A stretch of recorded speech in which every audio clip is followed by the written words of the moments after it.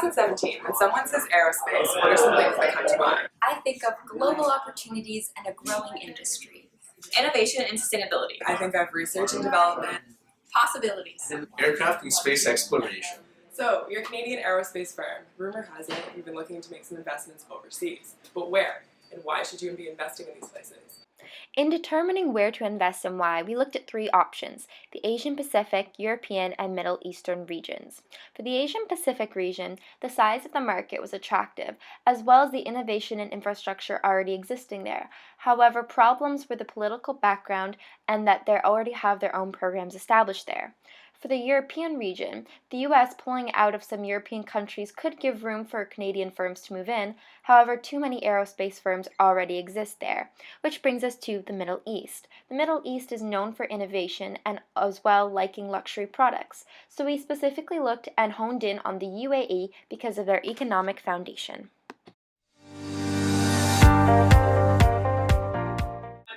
So, political and economic factors of the aerospace industry in the UAE. The UAE is composed of a federal monarchy. What this is you have 7 emirates that come together and form sort of a confederation. Each emirate is controlled by a sheikh, who in turn elects officials to be the head of state and the head of government every few years. If it were up to us, we would say to the Canadian government, to invest in the aerospace industry through the new stock market that will be introduced within the next few years by buying shares in both air travel and air manufacturing. So in order to drive the manufacturing arm of the aerospace aviation sector, the government in 2002 created the Mubadala Corporation. What this corporation's key goal was essentially drive the UAE's economy. Over the years, Mubadala has actually acquired many subsidiary companies. One is actually Strata. What Strata does is essentially manufacture wings, ailerons, fins, and other various parts of an aircraft. And in turn, once they do that, they export these parts to various multi-billion-dollar trading partners, such as Boeing or Airbus. Now, to actual air travel, the government also owns Emirates Airlines. This is the most luxurious and largest airline of the entire country. Knowing that Airbus and Boeing can do this, why can't Canadian aircraft manufacturers do the same type of cycle of economic innovation, such as Bombardier? As of 2015, the World Bank itself has reported the gross domestic product to be $370.3 billion US dollars. In terms of the economic system itself, it's considered a mixed economic system. So this means that the government and the private enterprises are both accepted within the UAE. There's actually a lot of government involvement within a lot of the aerospace firms themselves, as mentioned in the political aspects. In terms of opportunity for growth, when you're looking at the UAE, they really strive to develop themselves not only economically, but also in terms of human development. Right now, the aviation sector itself is worth about $80 billion and provides about 250,000 jobs directly. So getting back to growth though, some of the opportunity that exists basically on the basis of their economic system is the fact that they're trying to move away from being recognized as solely an oil-dominant economy. So right now the UAE itself is home to 10% of the oil reserves worldwide. So that's amazing, and that really provides their economic foundation as well. But they don't want to just rely on these natural resources, so they're trying to invest more in non-oil sectors. So a non-oil sector could be aerospace. Relevant cultural differences that exist in the UAE must be considered whilst planning a strategic investment. But what exactly is culture, and how can we even begin to assess the differences? Gert Hofstede, an expert in cross-cultural differences, defines culture as the collective programming of the mind which distinguishes the members of one human group from another. The major theme regarding cultural values in the UAE with regards to business is that business is conducted on the basis of personal relationships. This is a stark contrast to the fast-paced business mentality of the Western world. Another way we can take a look at certain cultural dimensions is through Gert Hofstede. He developed originally 5 and now almost 10 dimensions of culture and scored countries on these dimensions. Through scores, we can actively compare and assess differences between countries. Let's take a look at how Canada and the UAE compare in differences. Starting with the first dimension, in terms of power distance, UAE has a higher power distance score than Canada. This means that there is a higher acceptance of a hierarchical order and everybody having a place in society. For individualism, the UAE scored lower than Canada, and this means that they are a society that thrives on collectivism and caring for the well-being of the group over the individual. The differences for masculinity versus femininity are not too different, with only 2 points difference between Canada and the UAE. So the UAE is slightly more masculine. A masculine society has less fluid gender roles and places a greater stress on personal achievement. The UAE scored 80 for uncertainty avoidance, which is much higher than Canada, and this means that they have more of a preference for avoiding risk than Canadian businesses would, which means that riskier propositions would most likely not be accepted by any UAE business. There is unfortunately no data available for long-term orientation and indulgence for the UAE.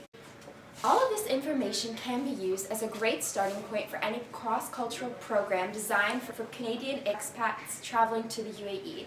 If not adequately prepared for, culture can become an unexpected barrier to securing trade relations overseas. Ethics in the UAE has taken a huge hit in respect to the financial crisis that occurred in 2008, and the UAE finance still remains a concern. If Canada is going to invest in the UAE, the next step is to identify the threats in doing so. The UAE turned its business around with their amazing leadership and business ethics. The laws and regulations are constantly being updated and enhanced in the UAE in order to motivate and create a business environment that is beneficial to making any type of investments and enhance the environment for the organizational community. The UAE is known as a country filled with civil and international conflicts, social unrest, and the increasing presence of advocates.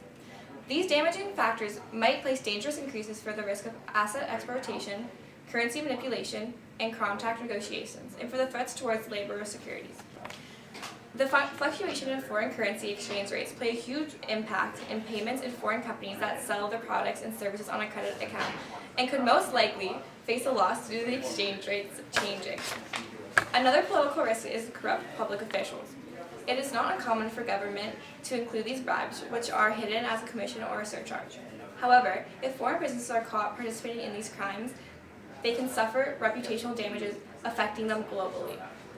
A solution to these political risks is to partner with a UAE company that understands the constant change in political, cultural, and economic dynamics. Also, it is important to look into the company's past criminal behavior. If they have been involved in criminal activity before, it is highly recommended to not partner with this company, and also monitor for any as the political and economic situation due to the UAE constantly is changing. Trade can vary from one country to the next, influencing the challenges and opportunities faced by cross-border trade. Fortunately for Canada and the UAE, through the past decade, their trade has increased, which created a strong bond between the two.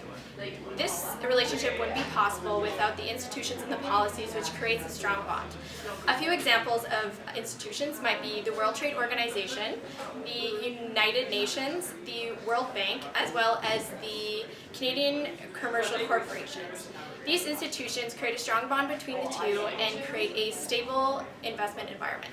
Cross-border trade presents many benefits and opportunities, including foreign direct investment.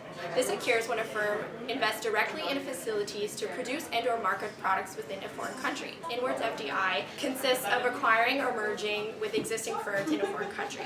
For the aerospace sector in the UAE, inwards foreign direct investment would be preferable for many reasons. First off, the inwards investments are quicker to execute, which is essential for the aerospace sector as it is continuously evolving and adapting to the new technologies. Secondly, foreign firms with the UAE have strong strategic assets in which Canadian firms could take advantage from. For example, the UAE has become a key market due to their participation in the Gulf Cooperation Council, representing one of the wealthiest alliances in the world. Another important consideration that must be evaluated when deciding to make a foreign direct investment are the foreign exchange policies. The UAE has adopted various incentives to foreign firms to encourage investments within their country. The region has introduced a no restriction policy by applying no limitations of transfer or payments for international transactions. Additionally, the UAE allows 100% foreign ownership within any of the free zones. However, the UAE has also introduced a restriction in which foreign participation in any domestic company or activity is limited to 49% of the capital. However, there has been circulation that such requirements will be removed by the UAE government in certain industry sectors. Overall, these are all things that Canadian firms should take into account when investing in the UAE aerospace sector. To summarize the 5 dimensions just visited, in the political economy there exists a government support for innovation that the aerospace industry could take advantage of. Current economic trends point to diversification outside the oil and petrol industry. Cultural differences exist, but aptly accounted for can assist trade relations. Political risk is being minimized by the Center for Responsible Business in the UAE, and as a result, UAE firms are becoming more transparent. And finally, the current trade channels that exist between Canada and the UAE should provide no barriers to securing trade. In conclusion, it seems that the United Arab Emirates is the clear choice for future investment for Canadian firms. Moving forward, think of it as not just an investment in goods and services, think of it as an investment in the future, an investment in the legacy. People are always going to remember the Canadian aerospace firm that was involved in the next biggest thing in aerospace.